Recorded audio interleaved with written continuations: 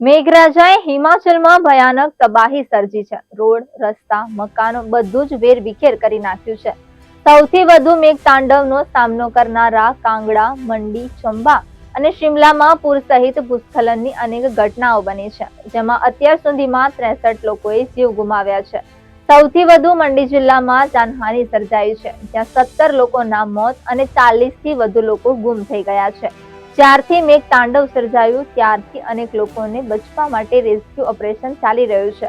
જોકે સતત વરસાદને કારણે રેસ્ક્યુ ઓપરેશનમાં અડચણો ઊભી થઈ રહી છે. ભારે વરસાદ અને પૂરના કારણે અનેક જિલ્લાઓમાં રસ્તાઓ ધોવાઈ ગયા છે. આ સાથે અનેક પુલો પણ પાણીમાં વહી ગયા છે.